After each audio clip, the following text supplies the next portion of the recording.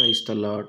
மீட்பரும் இரட்சகருமாகிய இயேசு கிறிஸ்துவின் இனிதான நாமத்தினாலே உங்களுக்கு என் அன்பின் வாழ்த்துக்கள். இந்த நாளிலேயும் கூட கர்த்தர் நமக்கு கொடுத்த வேத வசனம் நீதிமொழிகள் 7ஆம் அதிகாரம் 2ஆம் வசனம். என் கட்டளைகளையும் என் போதகத்தையும் உன் கண்மணியைப் போல் காத்துக்கொள், அப்பொழுது பிழைப்பாய். இந்த நாளிலேயும் கூட கர்த்தர் நம்மிடத்தில் எதிர்பார்க்கிற காரியம் அவருடைய போதகத்தையும் அவருடைய கட்டளைகளையும், அதாவது தேவன் நமக்கு இந்த வேதத்தின் மூலமாய் நாம் கடைபிடிக்க வேண்டும் என்று சொல்லியிருக்கிற ஒவ்வொரு காரியத்தையும் நாம் நம்முடைய கண்மணியை போல் காத்துக்கொள்ள வேண்டும் என்று தேவன் விரும்புகிறார். அப்படி நாம் காத்துக்கொள்ளும் போது நாம் நம்முடைய ஆவிக்குரிய வாழ்க்கையிலே நாம் பிழைத்திருக்க கூடும்.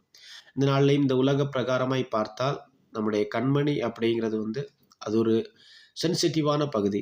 ஸோ ஒரு சின்ன டஸ்ட் ஒரு தூசி விழுந்தாலே நம்முடைய கண்கள் சிறிது நேரத்துக்கு என்ன ஆகிவிடும், பார்வை இல்லாமல், அதாவது நம்முடைய கண்களிலே ஒரு அழுத்தம் இருக்கும்.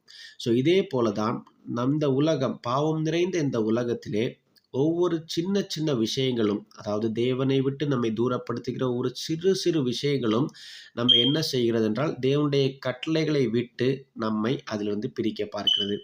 இப்படி பிரிக்க பார்க்கும்போது அந்த சிறிது நேரம் நம்ம என்ன ஆகிவிடுவோம் என்றால் தேவனும் நமக்கும் ஆகியிருக்கிற உறவிலே சிறிது கேப் விழுகிறது.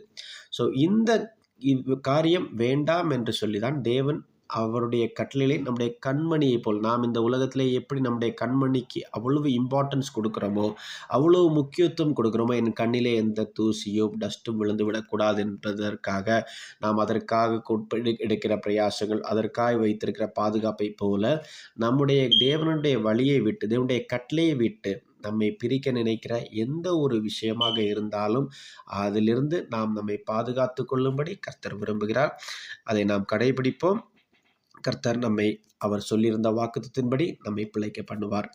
இந்த நாளிலேயும் இந்த செய்தியை கேட்டவங்கள் அனைவரையும் இயேசுவின் நாமத்தினாலே ஆசீர்வதிக்கிறேன். தேங்க்யூ. ஆமென்.